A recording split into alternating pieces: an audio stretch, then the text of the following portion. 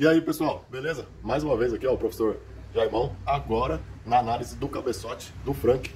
Quer saber um pouco mais? Depois da vinheta.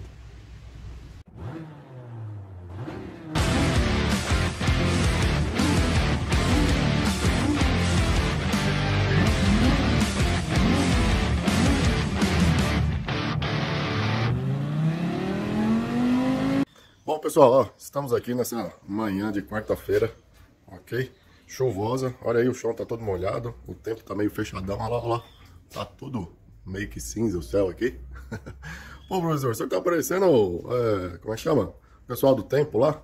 É que o tempo aqui, como a gente trabalha aqui do lado de fora, né, faz diferença pra gente. Mas hoje, confesso pra você que a temperatura tá agradável aqui, dá pra gente trabalhar legal. Mas vamos ao que interessa, então, ó. Vocês estão aqui pra ver cabeçote, né? Não pra ver tempo, né, meu? Então vamos lá, ó. Esse aqui é o cabeçote, né, do Frank. Deixa eu mostrar pra vocês aqui, ó. Aqui também, ó. O bloco. Calma aí, a gente já vai ver os pistões e tal, mas vamos ver o cabeçote aqui primeiro, tá? Então olha só, pessoal. Aqui, ó.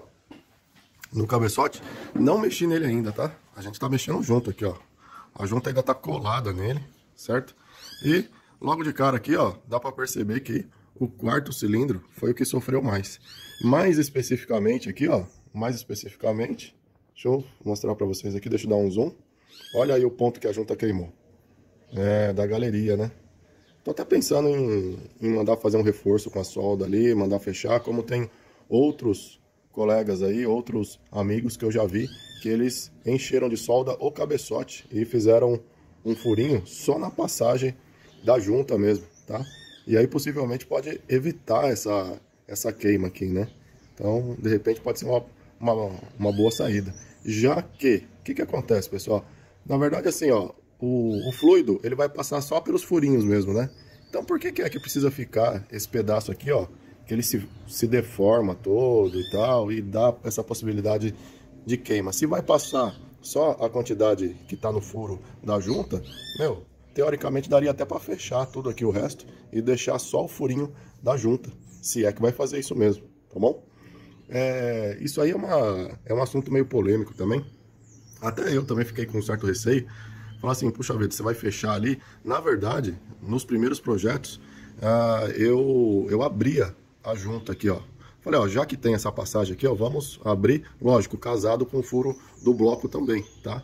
Pra gente ter uma troca de calor mais intensa ali, mais eficiente, tá?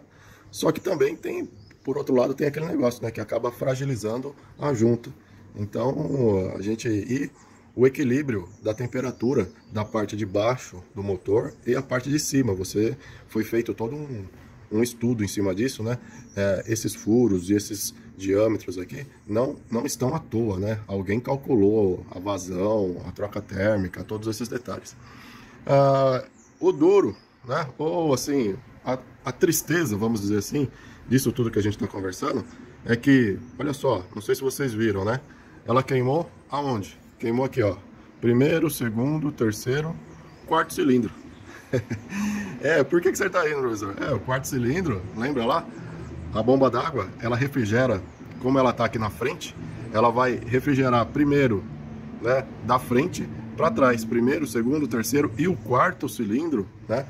Tanto no bloco quanto no cabeçote, o líquido de arrefecimento, quando chega no quarto cilindro, ele já está com a temperatura mais alta. Então, o quarto cilindro sempre é o que sofre mais.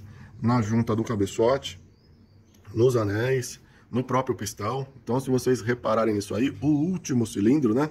Eu falei o quarto aqui, mas se foram 6 cilindros, né? Enfim, vocês já conseguiram entender aí. O que fica mais longe da bomba, normalmente, é o que mais sofre. Tá balançando muito a câmera aí? Espero que não, tô tentando caprichar ao máximo aqui. Bom, agora eu vou descolar a junta ali para ver a corrosão que possivelmente tenha ocorrido no cabeçote. E vou descolar, vou tentar fazer isso aqui, ó. Já sei, eu tenho uma ideia. Eu vou pegar o pedestal ali, porque daí para de ficar tremendo assim, né? Pera aí, aguenta aí. Pronto, pessoal, olha aí, ó. Tive que abaixar aqui um pouquinho para aparecer na câmera, mas vamos lá. Vamos tirar a junta então, para ver se tem corrosão do lado de trás aqui ou não. Ah, ó, lembrando que eu não mexi nela aqui ainda, reforçando ainda. Ó. Ah, e outra coisa também. Lembrando que essa junta aqui é a junta da Sabó. Eu vou tentar tirar aqui de um jeito para não... Ela colou mesmo, ela...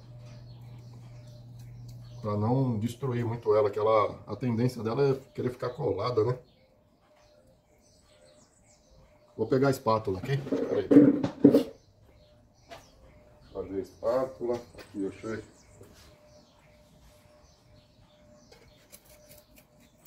Na verdade é só puxar, tá? Mas eu não tô querendo não.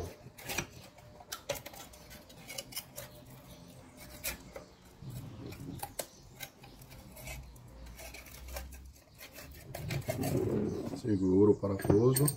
Vou mostrar pra vocês daqui a pouquinho aí, ó. O parafuso. Lembra aquele parafuso que, ó, que a gente trabalhou a rosca aqui para dar mais vazão de óleo? A gente já vai conversar, ver se alongou ou não. Ó, continuando aqui.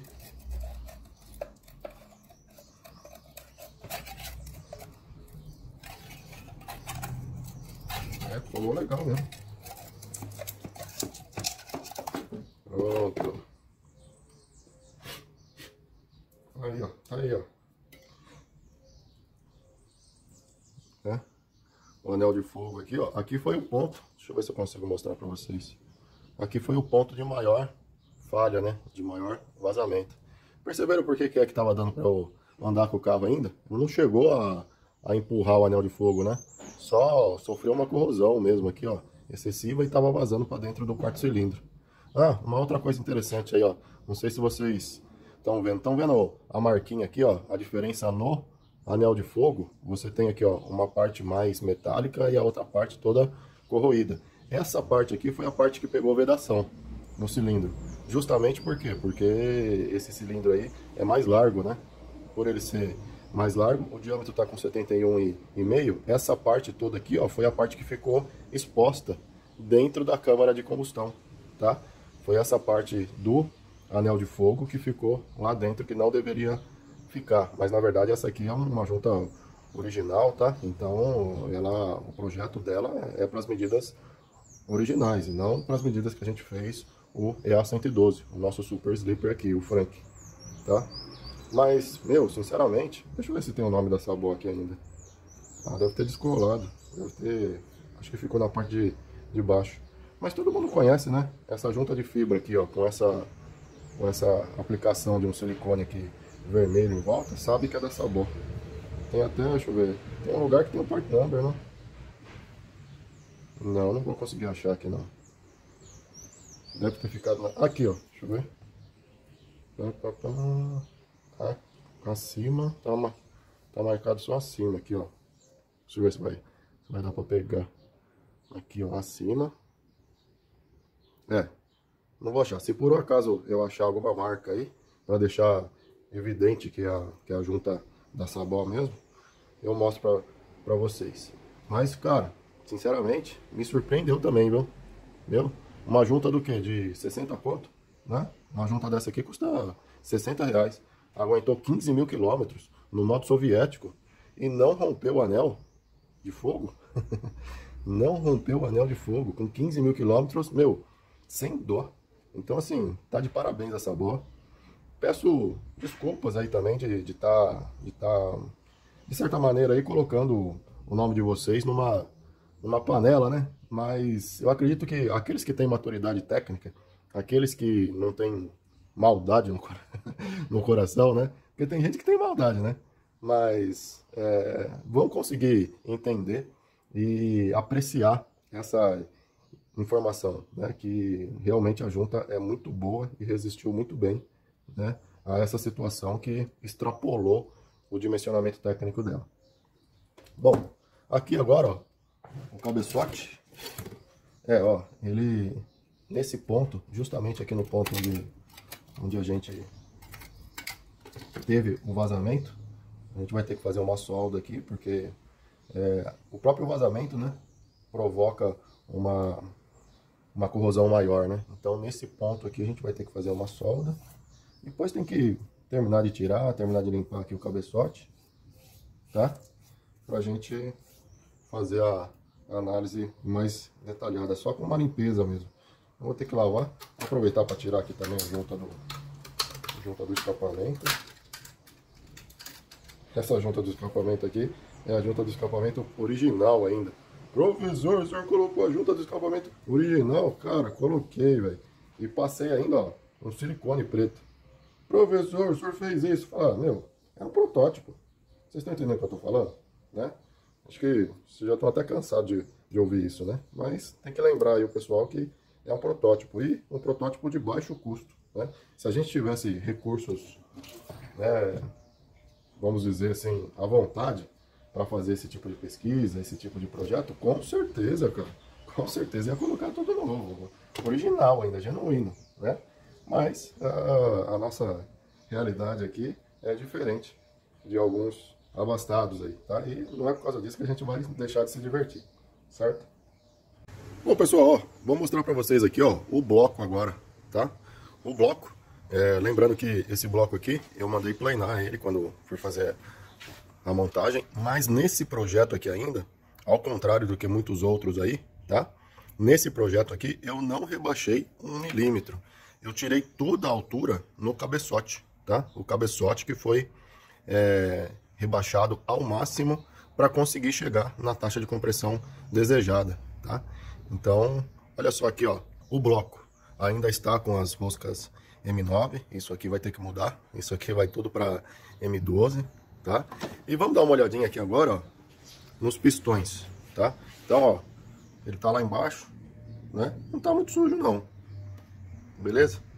Vou colocar, e não tá com muita carbonização não, né? Vou colocar eles para cima aqui um pouquinho, peraí. Então, eu coloquei aqui, ó, os pistões para cima, tá? Esse aqui, ó, o primeiro cilindro. Vocês veem que o topo dele aqui, ó, não tá muito sujo não. As beiradas só, né, que estão um pouquinho mais sujas de óleo, ok? Depois, pessoal, em outro vídeo, na hora que eu desmontar esse bloco aqui, nós vamos falar sobre medidas, tá? As folgas que eu deixei nesse protótipo, tá? Então, nesse protótipo aqui ainda tinha muita dúvida, né? Pô, será que o pistão vai travar dentro do bloco? Não vai? Os pistões são bons? Não são? Como é que é isso aí, tá? Esse aqui, pessoal, é aquele pistão mais barato. Se eu não me engano, a marca dele é Top alguma coisa, tá? Então, teoricamente, esse pistão, se você for perguntar aí pro pessoal que trabalha com moto, esse pistão aqui é de pior qualidade do que o Rocate que a gente está usando aí, tá? Tanto é que esses pistões aí, eu acho que nem fabrica mais, né? O fabricante aí deve ter parado. Enfim, eu comprei uma das últimas peças, ok? E tá rodando perfeito, né? Lembrando mais uma vez, esse pistão aqui, pessoal, é para rodar 9.000 RPMs no motor da CB400, chega até 9.000. E aqui, cara, dificilmente a gente vai passar de 7, né? 6, 6,5, né? Só os mais loucos aí, né?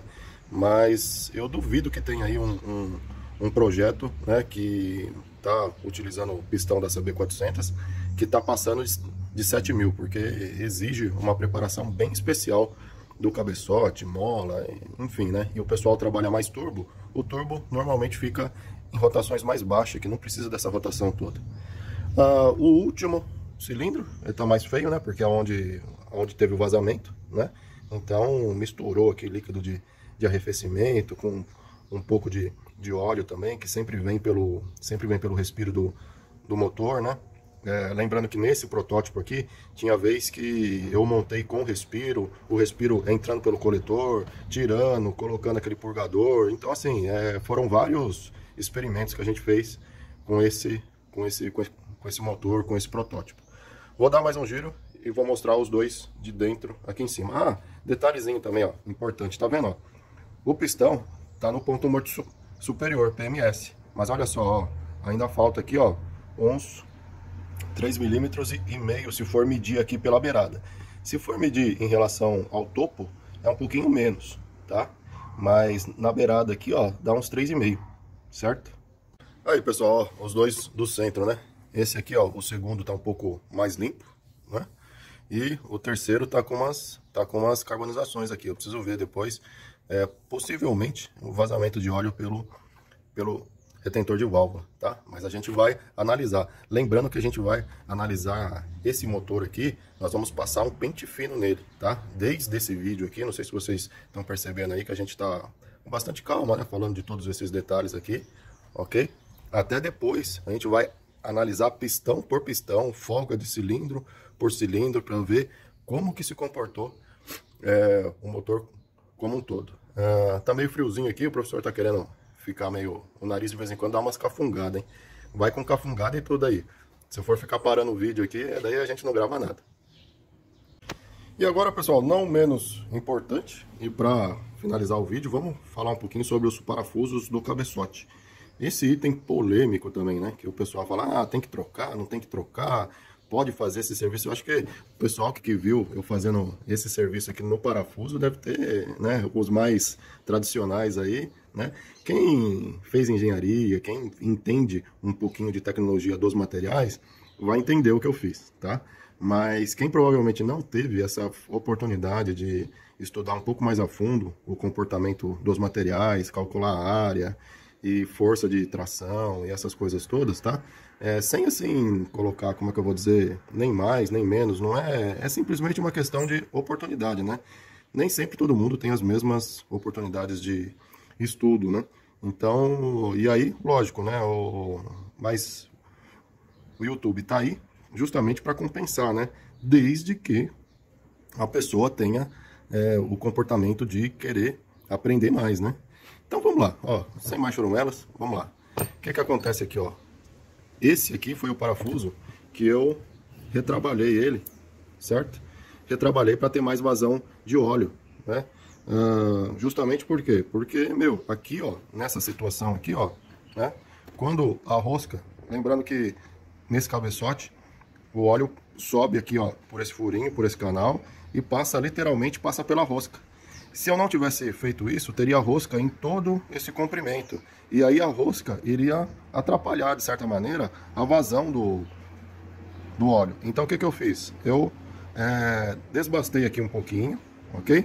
Desbastei, para justamente a gente ter uma vazão maior, o parafuso. Só que eu desbastei no diâmetro interno, procurei deixar no diâmetro interno da rosca. Então se você tirar todos esses filetes aqui, ó, tirar tudo e deixar só a parte útil do parafuso, ou seja, aquela área que realmente está fazendo força de tração, você vai ver que ela é bem menor do que o diâmetro externo da rosca. E aí essa área, né, eu mantive essa área para mantê-lo, obviamente, a resistência do parafuso, mas para aumentar a vazão. Então colocando esse parafuso aqui, ó, tá? Colocando ele aqui, o óleo vai fluir de maneira mais fácil para o cabeçote, né? Lógico, reforçando que eu só fiz isso porque esse cabeçote, ele tem muito problema de lubrificação nos mancais lá, tá? Diferente do motor AP, que usava um óleo até de viscosidade menor e tal, esse cabeçote, embora ele use um óleo de geração, né, mais aditivado, com mais propriedades aí, com mais resistência, né, ao rompimento do filme de óleo em altas temperaturas, mas mesmo assim, né, ele acaba tendo aqui um desgaste acentuado. Então isso aqui foi uma das maneiras que eu encontrei de facilitar a vazão de óleo pro cabeçote. Lembrando também, né, que quando ocorre uma falha em algum item, normalmente não é por causa de um componente só. Normalmente é uma somatória de várias falhinhas que vai culminar com a quebra do motor ou o desgaste prematuro. Então, possivelmente, esse ponto aqui seria uma das gotinhas lá que foi saturando, né, que foi somando uma possível falha. Mas aqui, ó, vamos aqui, ó, a um outro detalhe que todo mundo vai perguntar. E eu vou fazer o seguinte, para mostrar ele, na verdade é o comprimento, tá? Para mostrar, eu vou colocar o celular no pedestal para eu utilizar as duas mãos aqui, porque uma mão só fica meio difícil com o paquímetro e os dois parafusos. Bom, pessoal, ó, vamos lá. Primeira coisa, né, que fica fácil de todo mundo fazer é justamente, ó, inspecionar as roscas, tá? Então você olha bem de pertinho todas elas aí e vê se não tem nenhum fio de rosca alongado. Lembrando que como o diâmetro interno da rosca aqui é menor do que o diâmetro do corpo do parafuso, normalmente ele se alonga aqui, ó, nessa região da rosca. Então, já bate o olho nessa parte aqui, ó, que vai ser mais, vamos dizer assim, suscetível ao possível alongamento, tá? Um outro detalhe, ó, é você encaixar o parafuso, né? Encaixou perfeitamente, opa, o parafuso não alongou então, tá? E para finalizar, olha só, você chega aqui, ó, para finalizar não, mais uma outra inspeção que dá para você fazer aí, ó, sem um paquímetro, tá? Ó, você coloca aqui, ó, os dois parafusos e percebeu aí, ó, encostou aqui desse lado, encostou desse. O ideal mesmo seria a gente ter um parafuso novo aqui, que eu não tenho nesse momento aqui, tô sem nenhum parafuso novo, tá? Até porque a gente está trabalhando agora com esses parafusos aqui, ó, tá? Com esse parafuso, esse aqui, ó, é o M12, certo? M12 por 1,75. O comprimento dele, olha só, eu vou até tirar esse outro aqui, ó, olha lá, ó. O comprimento dele, ó, certinho, encaixa direitinho, beleza? Então, ó, pode utilizar, lógico, tem todo o retrabalho que tem que ser feito no bloco, no cabeçote, tem que abrir os furos e tal, para colocar esse parafuso M12 aqui, ó, e solucionar de vez, acabar de vez com esse problema de possível queima de cabeçote devido ao alongamento do parafuso. Ah, professor, mas o parafuso não foi calculado para ele ter uma certa flexibilidade? Sim, tá? Ele foi calculado para isso. Só que tem um detalhe, né? O que acontece? Quando a gente coloca mais potência nesse motor, a gente está falando de pular de 70 cavalos, falando assim um número mais redondo, 70 para 100, né? Então a gente está colocando aí, ó, no mínimo mais 30% de potência. E aí a gente está sobrecarregando os parafusos originais. Então, já que a gente está sobrecarregando os parafusos, e a gente já testou também, viu que eles não suportam toda essa carga, porque houve várias falhas, pelo menos nos motores que eu montei aqui, que eu estou projetando, tal, que eu estou fazendo esses projetos, a gente teve várias falhas. E por muitas vezes eu sinceramente não achava que era parafuso. Meu principal fator ali era a junta, né? Falar, não, é junta do cabeçote, é junta, é junta, é junta. E aí, por final das contas, eu teimei nesse parafuso. Eu queria usar o parafuso M9 de qualquer jeito. Falei, não, esse parafuso deve ser muito bom, porque é montado até no Gol Turbo, na versão 1.6 também. Ele provavelmente vai resistir. Mas, infelizmente, eu cheguei à conclusão que é o parafuso o grande vilão dessa história, tá? Tô com o paquímetro aqui também, ó. Aproveitar para estar medindo aqui, ó, o comprimento dele. Então, deixa eu ver aqui.